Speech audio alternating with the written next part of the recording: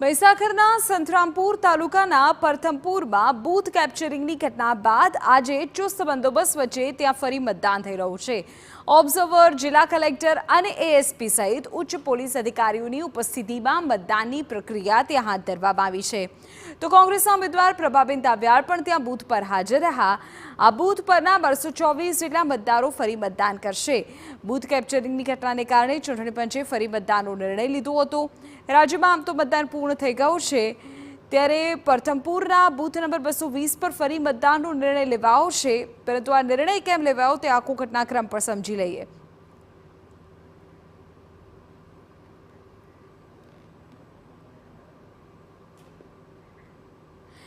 તો આપને કહી દઈએ કે જે બૂથ કેપ્ચરિંગનો વિડીયો ભાજપ નેતાના પુત્રનો સામે આવ્યો, ત્યારબાદ વિડીયો વાયરલ થયા બાદ આખરે સ્થાનિક તંત્ર હરકતમાં આવ્યું।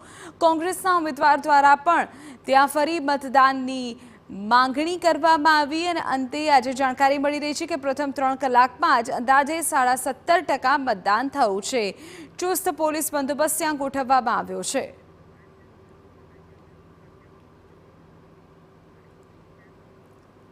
તે રાજપૂતે વધુ જાણકારી મેળવીએ। અમારા સંવાદદાતા પ્રિતેશ પંચાલ વધુ જાણકારી સાથે જોડાઈ ગયા છે। પ્રિતેશ, ફરી મતદાન અને વિગતો મળી રહી છે કે લગભગ 17.5% જેટલું મતદાન પ્રથમ 3 કલાકમાં થયું છે। અત્યારે ત્યાં શું સ્થિતિ અને શું દ્રશ્યો છે?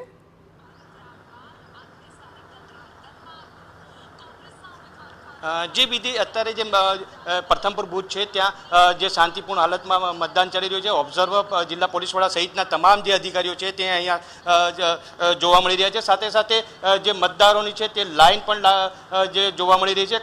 જે અમુક મતદારો જે છે તે જેને લાંબી લાઈન હોવાના કારણે તેઓ માટે કુલરની પણ વ્યવસ્થા કરવામાં આવી છે, તેઓને બેસવાની વ્યવસ્થા કરવામાં આવી છે। સાથે સાથે જે ચુસ્ત પોલીસ બંદોબસ્ત વચ્ચે હાલ જે છે મતદાન ચાલી રહ્યું છે। મતદાન જે મથક છે ત્યાં લાઈન હજી પૂર્ણ થતી જ નથી, કારણ કે જે 7 વાગ્યાથી જે મતદાન થયું, જે લાઈન છે તે સતત જોવા મળી રહી છે અને લોકોમાં પણ જે આ પોતાના મતનો ઉપયોગ જે કરવાનો હોય તે માટે લોકો ઉત્સાહિત જોવા મળી રહ્યા છે। સાથે સાથે જે બૂથ કેપ્ચરિંગ જે મામલે જે વિજય ભાભોર હતો તેને પોતાનો મત જે પણ અહીંયા જ આવી રહ્યો છે। અધિકારીઓને જણાવ્યા મુજબ એ પોતે એવું કહી રહ્યો છે કે મારે મત નથી નાખવો, એટલે તેનું મતદાન કદાચ નહીં થઈ શકે, પરંતુ જે ઈચ્છશે તો પોલીસ તેને મતદાન મથકે મતદાન કરવા માટે લાવશે।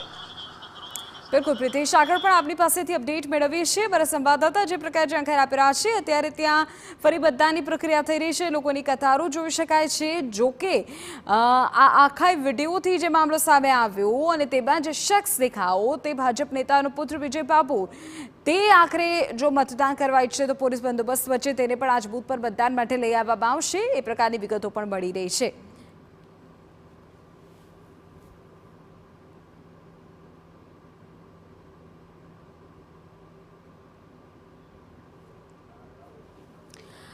મહત્વપૂર્ણ બાબત એ છે કે અત્યારે જે પરથમપુરનું બૂથ છે, જે આખો મામલો સામે આવ્યો હતો, ત્યાં 220 નંબરના બૂથ પર અત્યારે ચુસ્ત બંદોબસ્ત વચ્ચે કામગીરી થઈ રહી છે।